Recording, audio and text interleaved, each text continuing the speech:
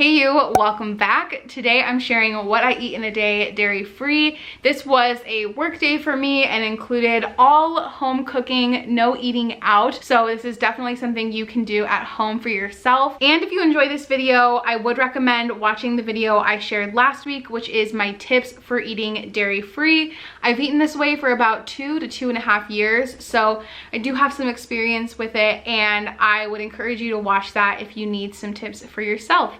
I hope you enjoy this video. Good morning. Let's make our first beverage of the day. In this household, the coffee's gotta be good and strong, so we make ours in this KitchenAid cold brew maker. The night before, I've ground up some beans fresh and they soak overnight. 24 hours is ideal, but then we can tap out our own delicious coffee that's super strong. So I start with some ice, add a good amount of coffee. I probably did too much today, but then I have almond milk, of course, a good dairy-free option. I have the unsweetened one here, but sometimes I'll do one that's like a little more sweet with vanilla. And because I'm me, I like to add little simple joys to my everyday. So I clip off a pansy that I've grown here. This is an edible flower, and I garnish my latte with it. It just makes me a little more happy that day, and it's delicious. We're also going to make some breakfast, and I've been trying to lean higher on the protein. I have found that when I eat dairy-free, I no longer have those high protein snacks to reach for, like cheese. So I really have to be mindful about what I'm making. So scrambled eggs are a good option. And I am going to have it with a side salad, which is like a very European thing to do in my opinion. And I think it's delicious for breakfast. So I started with just a handful of baby spinach, which I always have on hand because I throw it into my smoothies a lot. But I'm going to add some extra salad mix too. I'm going to jazz it up. I walked out into my garden here, and we've been growing this spicy salad mix that is thebomb.com. It has such good flavor. Of course, if you don't have a garden, you can find this at your grocery store. I feel very lucky to be in Minnesota for the summer growing these beautiful vegetables. And we're going to clip a few more pansies because they make a beautiful garnish for a salad. I'm going to wash this up. The baby spinach was already washed, but this is, au naturel from the garden. It's got some dirt on it.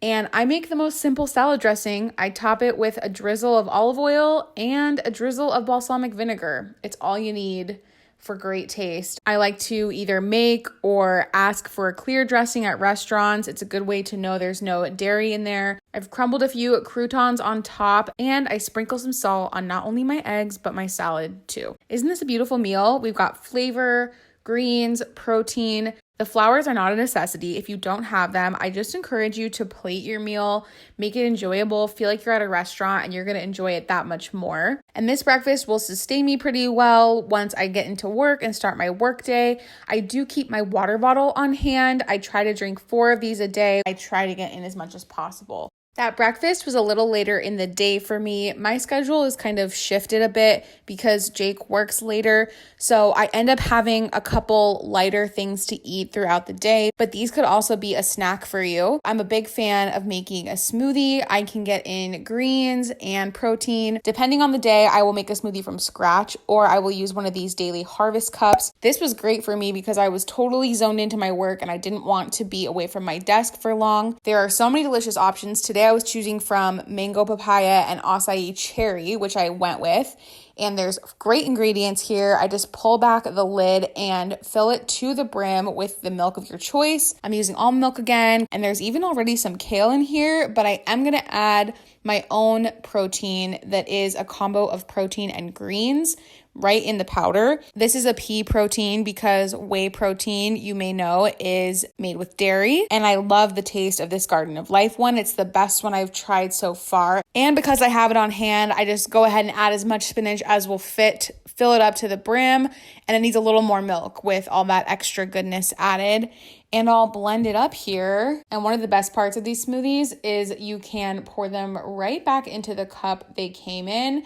And there's a little hole in the lid for your straw, so you stick that in. And this has been great for me because I recently spilled iced coffee on my computer and the repairs were very costly. So now I'm more cautious when I'm working. So I take this nice sealed cup back to work with me, and then I am not worried about it. And I sip on this throughout the afternoon. As I said, I do another snack here because I am cooking dinner and we are not going to eat until later. So I like to make a little snack plate, you know, a little smorgasbord. And so I will mix in a variety of textures and flavors. I have washed some grapes on my plate, and these are fresh green beans from my garden. I don't even steam them. And for a little chip action, I recently found these Hippeas at Whole Foods. They are not only vegan white cheddar, they have protein and fiber, which I love. I'm always trying to find non-dairy products that aren't made with a bunch of weird fillers. So I like that these have some good food value to them. And I snack on this as I am starting to cook dinner. I'm in the kitchen now cooking, and I absolutely love being in the kitchen this time of day. It's 6:15 and the sun sets in the back here, so I get all this beautiful light. I finished working around 5:30 and I've been prepping this meal and having my snack, as you saw, and I just cut up all of these beautiful veggies.